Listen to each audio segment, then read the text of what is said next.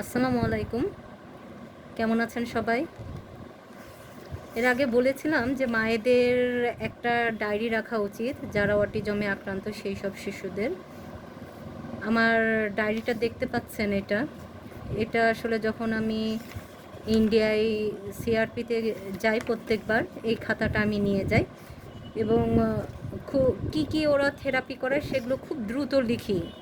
তারা ভিডিও করতে দেয় না, লিখতে দেয়।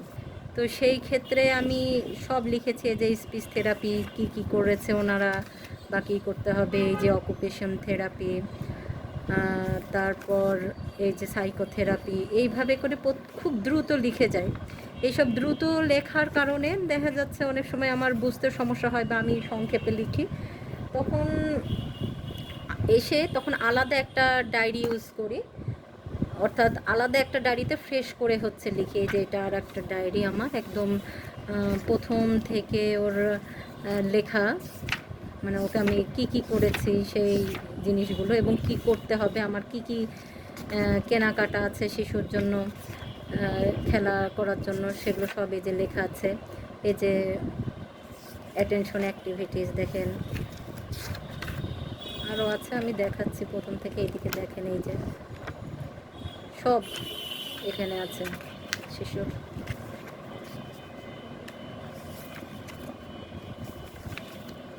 একটু খেয়াল করেন আপনারা, এই যে স্পিচ থেরাপি এখান থেকে কি বলা আছে সেগুলো আমার এখানে আছে। তারপর এই যে সাইকো অ্যাসেসমেন্ট কীভাবে করতে হবে সেটা, কি কাজ করাবো, কি গেম খেলাবো, থেরাপিস্টের কি শিট আছে, এগুলো সব। এই যে গেমস, একটু যদি খেয়াল করেন অনেক কিছু এখানে আছে। যে কনভারসেশন কিভাবে করাবো, শিশুর মুভমেন্ট অ্যাক্টিভিটিস কেমন হবে, আর্লি লার্নিং ইন চিলড্রেন কীভাবে করাবো সেটা আছে, বিভিন্ন অ্যাক্টিভিটিস।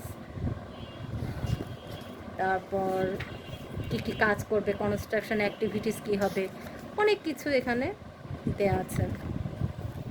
এই যে তারপরে আমি এখানে এই যে যেরকম লিখেছি কি কাজ আমি করাবো, যেগুলো হয়ে গেছে সেগুলোতে গোল দিয়েছি।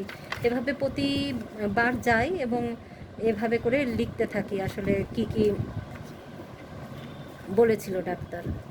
তো দেখতেই পাচ্ছেন এই যে গ্রুপ ওয়ার্ক কীভাবে করিয়েছে। এই যে থার্ড টাইম যখন যাই তখন অকুপেশন থেরাপি কী দিয়েছিল আমাকে, এরকম প্রত্যেকটা টার্মের আমার লেখা আছে আসলে। এই যে স্পিচ থেরাপি, এখানে কি আরও থার্ড বার দিয়েছিল।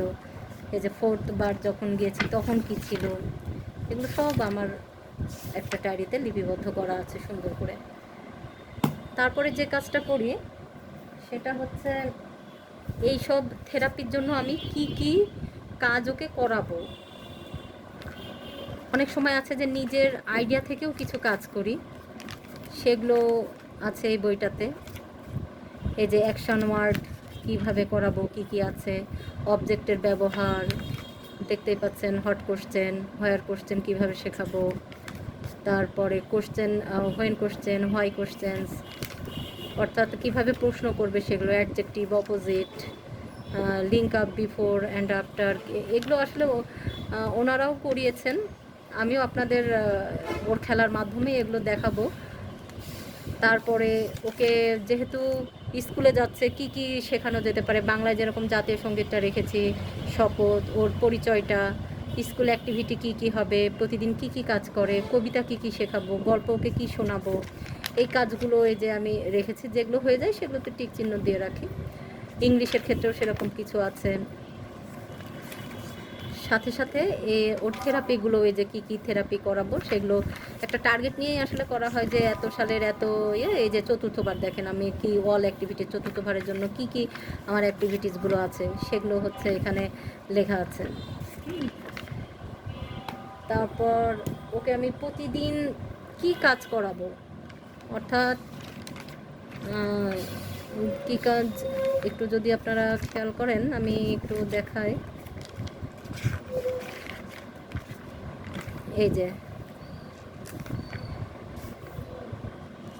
দেখেন এই যে 17/5/23 এগুলো আমি দেখাচ্ছি যে কালিমায়ে তাইবা ওকে পড়াবো, জ্ঞান বৃদ্ধির দোয়াটা ওকে পড়াবো, সূরা কাউসার, তারপরে বলার জন্য যে কলা রব্বি ইশরাহলি সাদরি ওয়ায়াসসিরলি আমরি ওয়াহলুল উকদাতাম মিন লিসানি ইয়াফকাহু কওলি এটা পড়াবো। তারপর হট কোশ্চেন কী কী পড়াবো সেটা লিখেছি, যেগুলো যেগুলো আসলে পড়ানো হয়ে যায় প্রতিদিনের সেগুলোতে ওই যে টিক দিয়ে রাখি দেখেন। তারপর এই যে সব টিক দেওয়া আছে, এগুলো অর্থাৎ প্রতিদিনের কাজগুলো একটু লিখে নিই, লিখে না রাখলে আসলে মনে থাকে না। এবার এই যে 18/5/2023 এভাবে যদি দেখেন তাহলে দেখবেন যে প্রতিটা দিনের কাজ আমার এখানে লেখা আছে যে 20/5/23, হ্যাঁ, এবং যেগুলো যেগুলো কাজ করানো হয়ে গেছে সেগুলোতে যে টিক মার্ক দেওয়া আছে। এটা 21/5/23 এভাবে করে প্রতিদিনের কাজ, প্রতিদিন আমি ওকে কী কী করাবো সেই কাজটা লেখা থাকে। এবং এখানে এরকম আছে যে এখানে 47টা ওয়ার্ক, সরি 47 না, হ্যাঁ 47টা, 22 তারিখেরটা লেখা হয়নি। এভাবে প্রত্যেকটা ইয়েতে আমি লিখে রাখি ছেলের কাজগুলো যে কী কী কাজ করাবো, তাহলে একটা রুটিনের মধ্যেও থাকে এবং মানে কী কী কাজ করলাম সেটাও মনে থাকে বা একটা ডকুমেন্টও থাকে। এই জন্য আসলে আমাদের ডায়েরি ব্যবহার করা অত্যন্ত জরুরি যারা অটিজমে আক্রান্ত শিশু মায়েদের। তো ভালো থাকবে সবাই, ভালো থাকবেন, আল্লাহ হাফেজ।